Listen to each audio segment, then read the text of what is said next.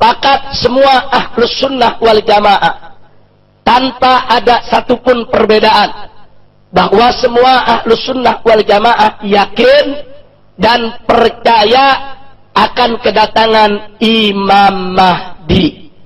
Tidak ada satupun dari kalangan ahlus sunnah yang menolak tentang kepastian kedatangan Imam Mahdi. Jadi kalau ada kelompok yang tidak yakin dan tidak percaya dengan datangnya Imam Mahdi, dia bukan ahlus sunnah wal jamaah. Jadi Imam Mahdi ini kedatangannya sudah diberitakan oleh Nabi kita Sayyiduna Muhammad sallallahu alaihi wasallam melalui hadis-hadis mutawatir.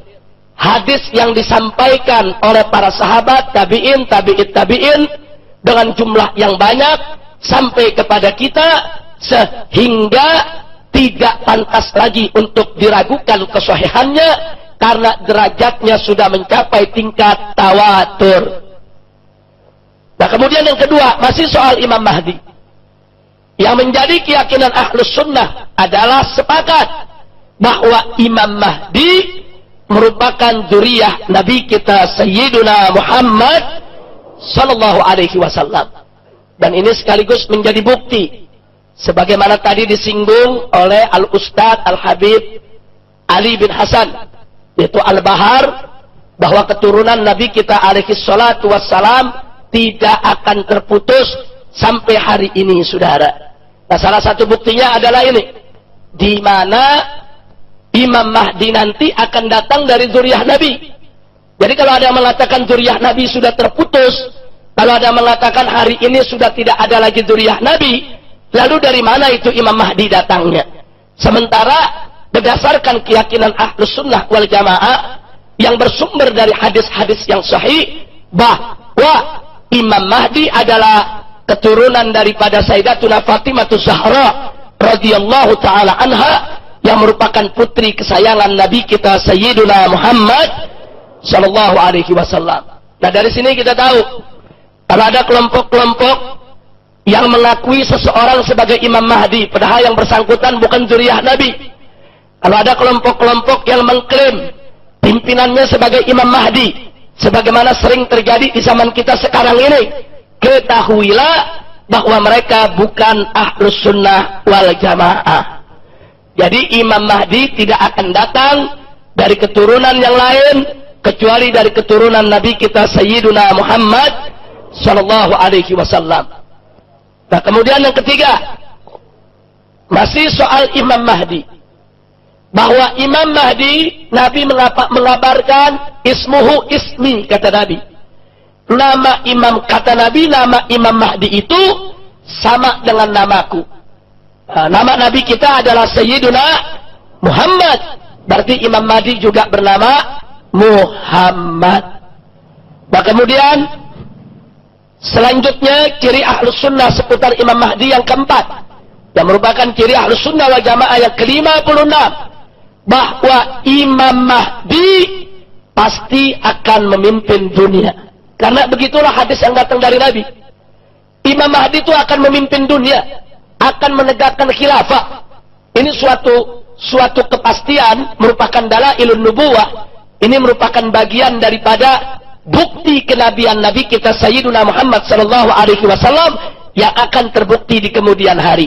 Manakala Imam Mahdi itu datang, dia akan melakukan tugasnya sebagaimana sudah ditetapkan oleh Allah Subhanahu wa taala, dan dia pasti akan memimpin dunia. Karena dalam satu hadis tegas Nabi mengatakan, akan datang dari keturunanku yang akan memimpin dunia dan memenuhi dunia dengan keadilan. Dia akan memimpin dunia Islam. Jadi semua umat Islam akan disatukan. Pada saat Imam Mahdi ini muncul, saudara, umat Islam dari berbagai macam kalangan semua akan bersatu, berjuang di bawah panjinya, insya Allah. Yang kelima, masih seputar Imam Mahdi. Imam Mahdi bukan hanya akan memimpin dunia, kata Nabi, akan memenuhi dunia dengan keadilan. Jadi kalau di kemudian hari ada sosok pemimpin, dia memimpin dunia, mengaku Imam Mahdi, Tapi yang bersangkutan berbuat zalim, berbuat jahat, berbuat munkar, melanggar daripada ketentuan Allah dan Rasulnya, ketahuilah kalau yang bersangkutan adalah Imam Mahdi palsu. Imam Mahdi yang asli adalah keturunan Nabi bernama Muhammad, memimpin dunia dan memimpin dengan keadilan. Nah, adapun yang keenam, beriring dengan itu bahwa Imam Mahdi nanti akan menegakkan khilafah dan menerapkan syariat Islam. Makanya kalau saya ditanya apakah khilafah akan tegak, apakah syariat Islam itu akan berlaku, saya berani menjawab, khilafah pasti akan tegak, syariat pasti akan berlaku di atas muka bumi. Loh, kenapa saya berani katakan pasti? Karena yang ngabarkan Nabi. Allah sudah nyatakan dalam Al-Quran, faqala ta'ala, wa ma yantiqu 'anil hawa in huwa illa wahyu yuha. Tidaklah Nabi Muhammad SAW itu mengucapkan sesuatu dari hawa nafsunya, melainkan apa yang beliau sampaikan, yang beliau ucapkan merupakan wahyu yang diwahyukan oleh Allah kepadanya. Jadi kalau ini sudah merupakan bagian dari wahyu Allah, maka itu merupakan suatu kepastian. Jadi khilafah pasti akan tegak, cepat atau lambat. Syariat Islam pasti akan berlaku, cepat atau lambat. Hanya soal kapan waktunya, wallahu a'lam. Tapi soal kepastiannya pasti akan terjadi. Kenapa? Karena sudah dikabarkan oleh Nabi kita Sayyiduna Muhammad sallallahu alaihi wasallam. Nah, ini ciri Ahlus Sunnah seputar Imam Mahdi.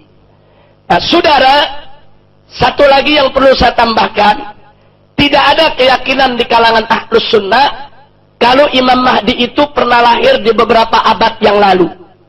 Nah, ini sekedar untuk membedakan. Karena di kalangan mazhab Syiah umpamanya, mereka meyakini Imam Mahdi itu sudah lahir, yaitu imam yang ke-12 dari mereka. Hanya semasa kecil sang imam ini hilang, diletakkan, ditempatkan oleh Allah di suatu tempat entah di mana, yang nanti di akhir zaman akan dikembalikan oleh Allah ke dunia. Nah, ini keyakinan semacam ini di tengah masyarakat memang ada. Ini adalah keyakinan dari kalangan mazhab Syiah. Nah, tentunya di sini saya tidak jadikan majelis ini untuk memperdebatkan perbedaan-perbedaan pendapat semacam ini. Saya hanya ingin memaparkan mana yang menjadi keyakinan Ahlus Sunnah wal Jamaah. Jadi kalau keyakinan ada mengatakan bahwa Imam Mahdi adalah imam yang ke-12, sudah lahir, sekarang disimpan oleh Allah di satu tempat, nanti akan diturunkan, didatangkan oleh Allah untuk memimpin umat manusia, itu bukan pendapat Ahlus Sunnah wal Jamaah. Nah, ini saya perlu tekankan, tanpa harus kita memperdebatkan itu keyakinan daripada kalangan orang-orang Syiah, itu hak mereka untuk berkeyakinan. Kita boleh saja untuk mendiskusikannya dengan mengeluarkan argumentasi, tapi dengan tetap menjaga akhlak dialog, etika dialog, tidak mudah saling mengkafirkan atau saling menyesatkan. Nah, saya di sini hanya ingin memaparkan inilah ciri Ahlus Sunnah wal Jamaah yang berkaitan dengan Imam Mahdi. Nah, karena itu di sini saya ingin ingatkan, andai kata di antara kita besok ada yang mengalami datangnya Imam Mahdi, dan Anda lihat cirinya percis seperti yang disampaikan oleh Nabi melalui hadis-hadisnya, jangan Anda pernah ragu untuk membaiatnya. Sampai-sampai Nabi sudah kasih kabar, kalau kalian hidup mendapatkan Imam Mahdi datang, walaupun kalian harus merangkak, datang, temui, berikan baiat. Jadi jangan ragu-ragu. Kalau suatu zaman entah kita yang mengalami, anak kita atau cucu kita, berikan amanat kepada mereka. Kalau kau suatu saat bertemu dengan Imam Mahdi sesuai dengan ciri yang sudah disampaikan oleh Nabi, dari segi namanya, dari segi keadilannya, dari segi keturunannya, dari segi kepemimpinannya, dan ciri-ciri yang lainnya, walaupun harus merangkak, temui, berikan baiat. Kalau ingin selamat dunia akhirat, berikan baiat kepada Imam Mahdi, karena dialah imam terakhir yang diutus oleh Allah Subhanahu wa taala untuk memimpin umat manusia. Jadi mereka yang tidak mau memberikan baiatnya, yang tidak mau memberikan sumpah setianya, yang tidak mau ikut kepada Imam Mahdi, berarti mereka tidak ikut kepada ajaran Nabi kita Sayyiduna Muhammad sallallahu alaihi wasallam. Ini yang perlu saya sampaikan, saudara. Jadi saya ingatkan semua, termasuk organisasi yang saya pimpin, Front Pembela Islam.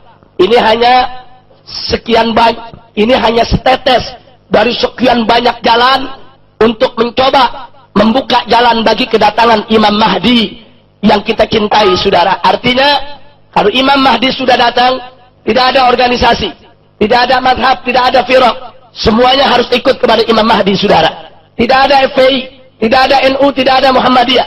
Kalau Imam Mahdi sudah datang, berikan loyalitas kita kepada sang imam, bukan kepada organisasi, bukan kepada kelompok, bukan hanya kepada guru kita saja. Tidak, berikan totalitas, sumpah setia dan kesetiaan kita kepada Imam Mahdi yang sudah diberitakan oleh Nabi kita Sayyiduna Muhammad sallallahu alaihi wasallam. Tapi hati-hati, di zaman sekarang banyak orang ngaku-ngaku Imam Mahdi.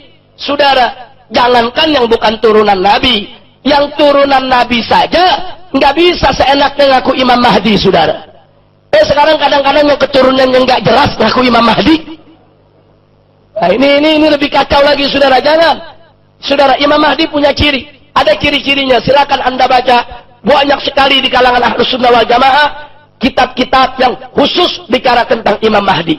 Insya Allah nanti di majelis kita, sekali waktu kita bicara khusus Imam Mahdi, kita buka cirinya satu persatu. Ada puluhan ciri, saudara.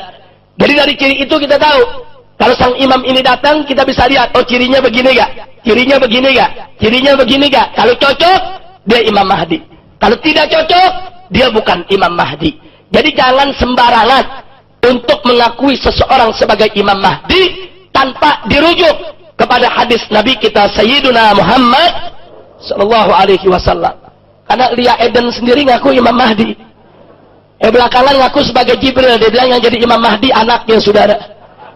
Ini jadi kacau balau. Mudah-mudahan Allah selamatkan kita dari fitnah semacam itu.